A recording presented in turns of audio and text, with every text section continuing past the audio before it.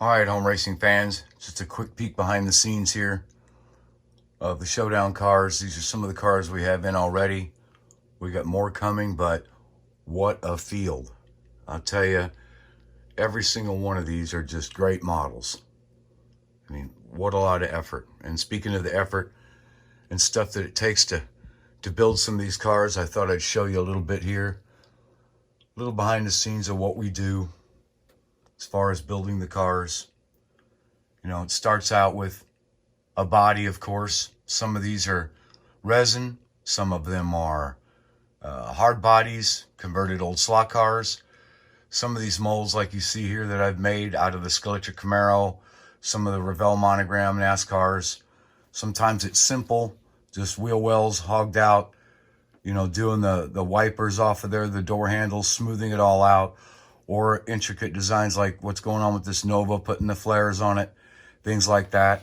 And then the custom ends up, you know, something like this. My son and I made this Camaro out of a Skeletric.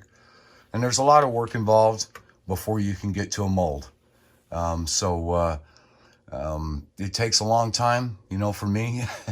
It takes me about a week or two to make a mold, but in the end, it's worth it. And then we can constantly make cars for our series. You know, I don't have the largest variety, but we keep trying.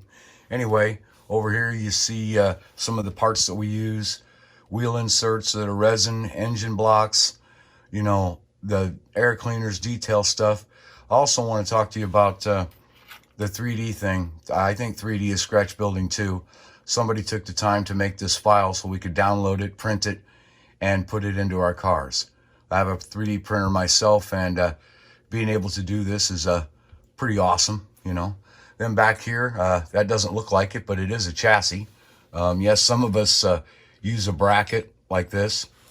I don't really consider that cheating. It takes, there's a big difference between all of this together and to the finished product. So, you know, we'll set it up here on a block like this. We'll start pinning them out. And then the next thing you know, we end up with chassis. Sometimes it's really simple, yet very effective, like this car, because, man, does it haul the mail. Or it gets a little more complex here, like one of Strange Brews Modifieds. You know, that body is all custom made. He makes his own, molds his own. So there's a lot of work involved. So to bring us to here, to line up like that. So well done, guys. My hat's off to you.